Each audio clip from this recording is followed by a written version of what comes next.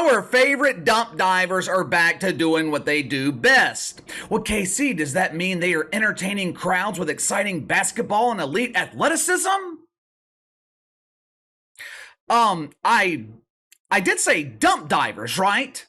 There's only one league that classifies their employees as dump divers, and that title belongs to the 5 o'clock shadows working the WNBA dump. Our beauties, they are back to doing what they do best, complaining. You know, most of my friends are still working regular jobs, your average career.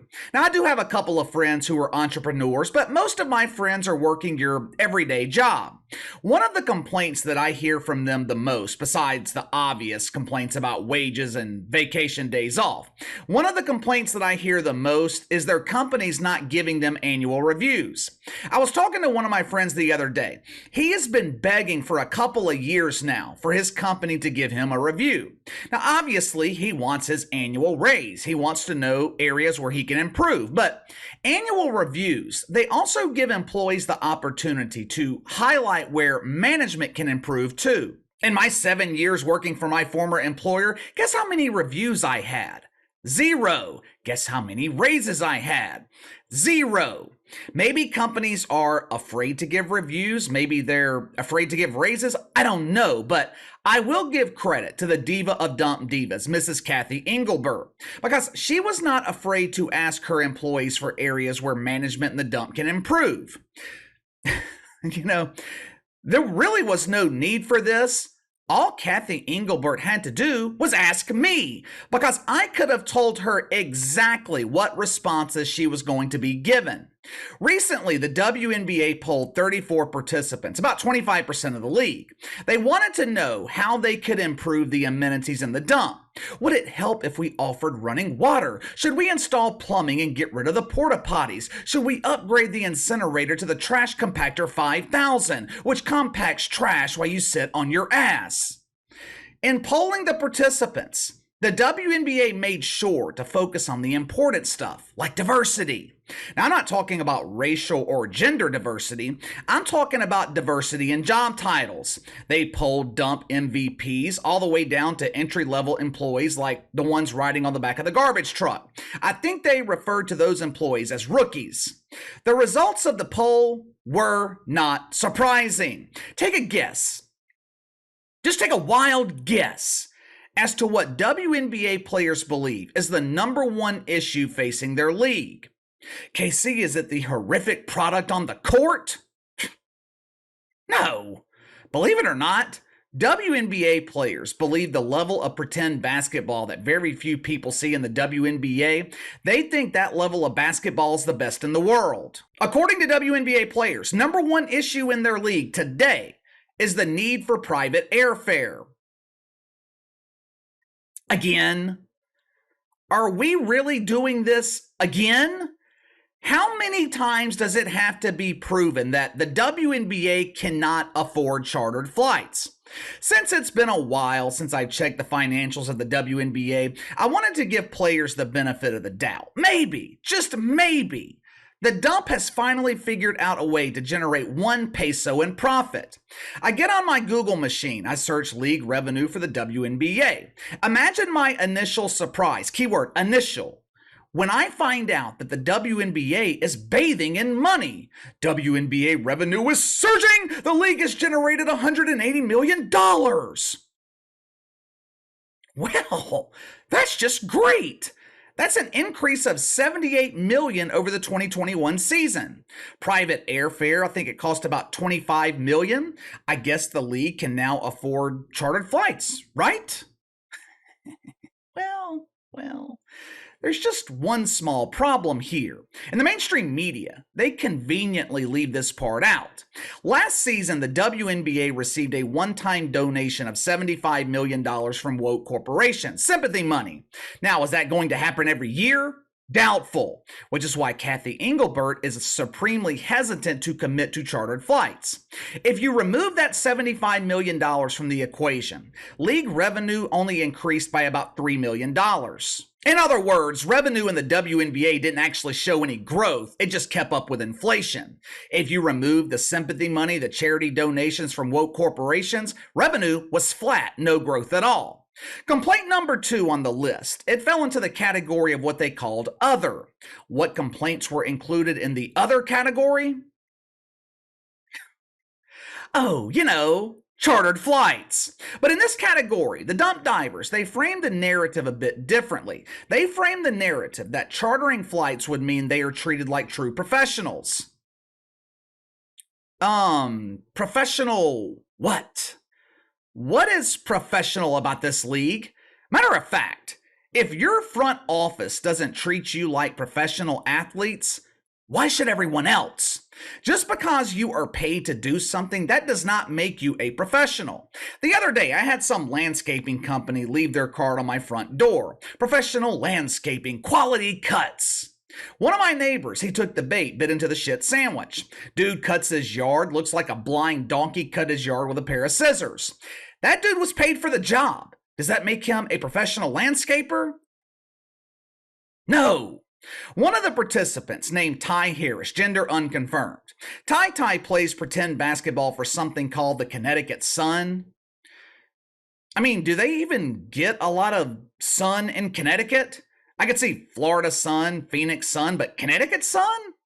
Anyway, Ty Harris claimed that she felt more like a professional basketball player in college than she does in the pros. Well, I would imagine so, Ty. You see, these major colleges and universities, they've got something called money, resources. They can afford private airfare. They can afford state-of-the-art practice facilities. Businesses are going to provide the amenities that they can afford, which is why WNBA players are practicing in YMCA gyms or utilizing the courts in the prison yard. Complaint number 3 dealt with salaries. Once again, WNBA players are demanding money they haven't earned. According to Kayla McBride, who plays for the Minnesota Lynx and maybe fantasizes about being the future McBride of Megan Rapinoe, maximum WNBA salary should be around $600,000 a year. Now, what is her justification for this enormous increase in player salary? Did she reference increases in attendance, increases in television ratings? Did she show where the WNBA can afford to triple the salaries across the board? No, no, and no. Why should salaries increase to $600,000 a year? Because. You know what? I think my YouTube salary should increase. I think YouTube should pay me 3 times the amount that they're paying me. I'm going to increase my views. I'm not going to triple the size of my audience. YouTube, they should give me this money because I'm entitled to it. Complaint number 4 dealt with security, player safety. But this is not like player safety in the NFL where the players union tries to make the game safer. When dump divers mention player safety, they are talking about feeling unsafe in airports where they are encountered by people who constantly make fun of them, or as they prefer to call them in the WNBA, fans. Now, what does this complaint about player safety lead directly back to? Chartered flights. Are you noticing a trend here? According to Chelsea Gray, well, Casey, who in the hell's Chuck Gray? Chuck plays pretend basketball for the Las Vegas Anonymous Faces. Maybe Chuck subsidizes his WNBA salary by moonlighting at Chippendales. According to Chelsea Gray, security, player safety, it is a major concern in the WNBA because more dump divers are being recognized publicly. We used to walk through the airport and go unnoticed. Now we walk through the airport and get asked to take out the trash. Do I think more WNBA players are being recognized publicly? Sure. I'm sure there's a 200% increase in players being identified. They went from having 0 players recognized to having 2, and one of them is Bob Griner. Now, I'm sure this is very frightening and unusual for WNBA players to be recognized publicly, but that does not mean that you have earned or that you need chartered flights. The WWE is a multi-billion-dollar organization. Unless something drastically changed over the last few years, Vince McMahon does not provide chartered flights for their wrestlers or sports entertainers. And WWE wrestlers are a hell of a lot more recognizable than WNBA dump divers. So if professional wrestlers can handle it, working for a company that could easily afford private airfare, why can't WNBA players? There were a couple of other complaints on this survey. I can't remember all of them now, and honestly, who really cares? I think one of them was demanding that salary structure in the WNBA resemble the salary structure in the NBA. In the NBA, players receive 51% of league revenue. The WNBA, players receive around 10% of team revenue. Now, why do you think that is? How come the WNBA isn't sharing overall league revenue with its players? Because most of the teams in this league are not making any money. If WNBA players want their salaries to increase, all they got to do is draw more fans into the arena. If they want a portion of league revenue, they would need to generate an additional $30 million every season. One way to do that would be to increase television ratings, which would boost their broadcast rights. Kind of hard to do that when your ratings are in the pooper and networks are not broadcasting your games. We are in the final weeks right now of the WNBA regular season. Guess how many nationally televised games they had last week? One. And it was on ION. Nothing on ESPN, ABC, CBS Sports, all networks that are supposedly dedicated to the dump. With the league refusing to acquiesce to their demands, WNBA players, they are now hinting that they could opt out of the current CBA in 2025. Translation, they're talking about going on strike. Now, while I personally would love to see this happen, a strike in the WNBA highly unlikely. Why? Because the players cannot financially afford it. This formula is rather simple. If you want luxurious amenities, if you want higher salaries, generate more revenue. But that's not how the mentality of entitlement works. WNBA players, they believe they deserve special treatment because they're pretend athletes. But give me your thoughts. Here we go again. Same complaints from the WNBA. The league asked them how to improve, and instead of offering suggestions that could improve the quality of the product, they demand private airfare and more money. Do you think we could see a strike in the WNBA? Better yet, answer me this. If WNBA players actually went on strike, would the league be able to survive?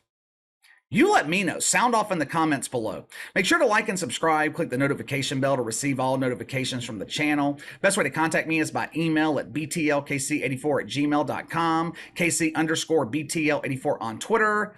I'll see you guys tomorrow.